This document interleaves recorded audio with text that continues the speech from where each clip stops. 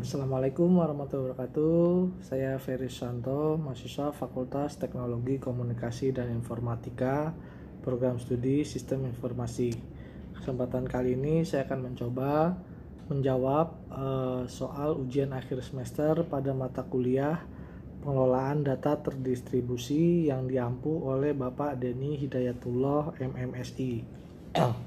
Saya akan mencoba menjawab beberapa soal dalam bentuk video rekaman. Untuk soal yang pertama yaitu apakah yang dimaksud dengan middleware? Middleware adalah perangkat lunak komputer yang menghubungkan komponen atau aplikasi perangkat lunak. Perangkat lunak ini terdiri dari serangkaian layanan yang memungkinkan beberapa proses berjalan pada satu atau lebih mesin untuk saling berinteraksi. Dan kemudian tipe-tipe dari middleware yaitu yang pertama message oriented middleware. Middleware yang berorientasi pada pesan adalah salah satu jenis middleware yang paling banyak digunakan. Infrastruktur perangkat lunak perangkat keras ini yang mendukung penerimaan dan pengiriman pesan melalui aplikasi terdistribusi. Penyebaran aplikasi melalui berbagai platform dan pembuatan aplikasi perangkat lunak yang terdiri dari banyak sistem operasi dan protokol jaringan menjadi lebih mudah. Kemudian tipe yang kedua yaitu object middleware. Dalam komputasi terdistribusi, object middleware juga disebut broker, permintaan yang mengontrol komunikasi antar objek. Tipe middleware ini dapat melakukan panggilan program yang dilakukan dari satu komputer ke komputer lain melalui jaringan komputer serta mengirim objek dan permintaan melalui sistem berorientasi objek.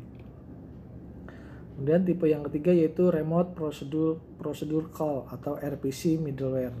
Ini adalah protokol tanpa rincian jaringan yang digunakan oleh suatu program untuk memanggil layanan dari program lain yang berlokasi di komputer lain.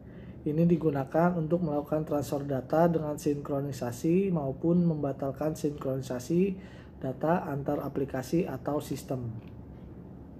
Kemudian tipe yang ketiga yaitu database middleware. Database middleware adalah jenis middleware yang paling luas dan dikenal luas. Database middleware memungkinkan akses komunikasi langsung dengan database dengan melakukan interaksi langsung dengan mereka. Ini digunakan sebagai mekanisme untuk mengekstrak informasi dari basis data lokal atau jarak jauh oleh pengembang. Kemudian selanjutnya yaitu transaksional middleware. Middleware transaksional berarti teknologi yang memperkuat kerja transaksi elektronik dalam latar belakang yang bercabang. Contoh terbaik dalam Transaction Processing Monitor atau TPM yang telah ada di pasar selama lebih dari 30 tahun. Selanjutnya yaitu tipenya robotic middleware. Robotika middleware adalah middleware yang digunakan dalam membangun sistem perangkat lunak kontrol robot yang luas. Ini dideskripsikan sebagai lem perangkat lunak karena membuatnya lebih mudah bagi pembangun untuk fokus pada bidang masalah tertentu. Kemudian selanjutnya middleware integrasi, yaitu operasi aplikasi integrasi, eksekusi, pemantauan dan layanan runtime untuk komunikasi ditawarkan oleh sistem perangkat lunak yang dilambangkan oleh integration middleware.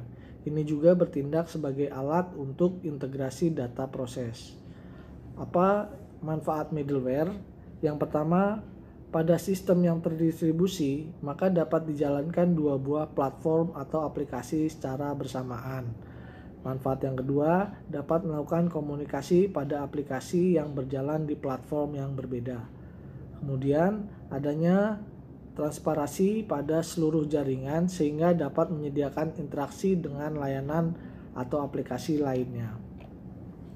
Soal nomor 2.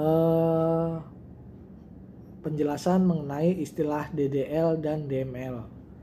DDL atau Data Definition Language adalah kumpulan perintah SQL yang dapat digunakan untuk mengelola, mengubah struktur data tipe dari objek pada database seperti index, table, trigger, view, dan lain sebagainya. Contoh query-nya yaitu create, rename, alter, dan drop. Sedangkan DML atau yang dikenal dengan Data Manipulation Language adalah sebuah kumpulan perintah yang berfungsi untuk pengelolaan database seperti membuat tabel, membuat database baru. Contohnya query-nya yaitu update, delete, insert, dan select. Untuk nomor 3, apa yang dimaksud dengan database recovery?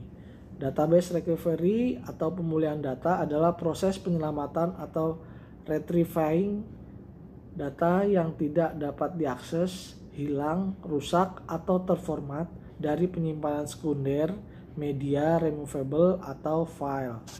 Mengapa ada kegagalan pada saat recovery control? Sebuah sistem komputer dan berbagai macam alat elektronik lainnya sangat mungkin mengalami kegagalan karena berbagai sebab yang menyebabkan hilangnya informasi. Oleh karena itu, sistem basis data harus mengambil aksi untuk menjamin automaticity dan durability dari transaksi tetap terjaga.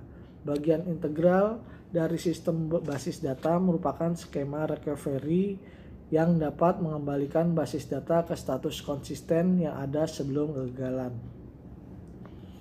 Skema pemulihan juga harus menyediakan ketersediaan tinggi, yaitu harus meminimalkan waktu dari database tidak dapat digunakan setelah terjadi kecelakaan. Kegagalan juga bisa terjadi karena diakibatkan oleh adanya force major seperti misalnya terjadi bencana alam seperti banjir atau kebakaran dan lain-lain. Dan juga adanya sabotase terhadap sistem komputer.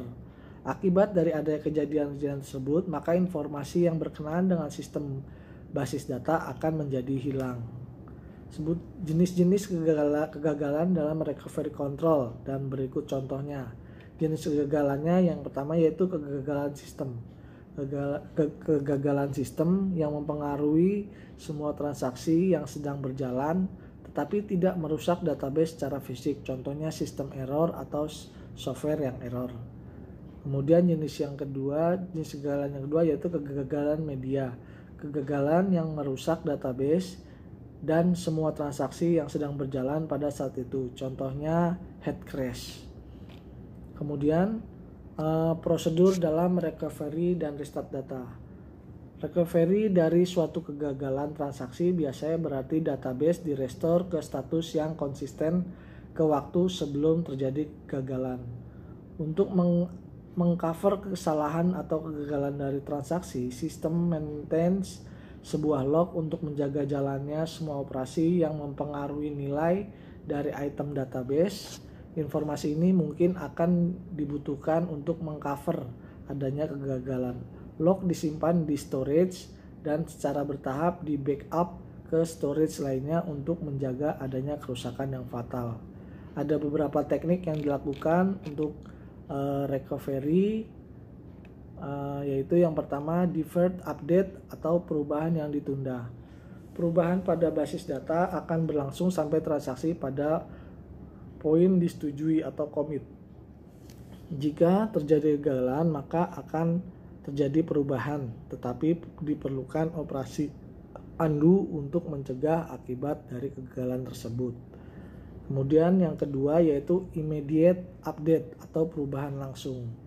Perubahan di teknik ini database akan diupdate oleh beberapa transaksi sebelum transaksi mencapai titik poin. Operasi secara khusus disimpan di log pada disk dan force writing sebelum diaplikasikan ke database. Kemudian yang ketiga yaitu shadow paging.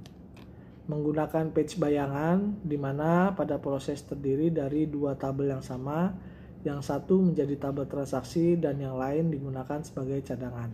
Ketika transaksi mulai berlangsung, kedua tabel ini sama dan selamanya berlangsung tabel transaksi yang menyimpan semua perubahan ke database. Tabel bayangan akan digunakan jika terjadi kesalahan. Keuntungannya adalah tidak membutuhkan redo atau undo. Kemudian kelemahannya membuat terjadi fragmentasi skema. Recovery ini tidak membutuhkan penggunaan log pada single user. Pada multi user, sebuah log mungkin dibutuhkan untuk metode control concurrence. Mungkin cukup sekian penjelasan dan jawaban dari saya. Lebih kurangnya mohon maaf.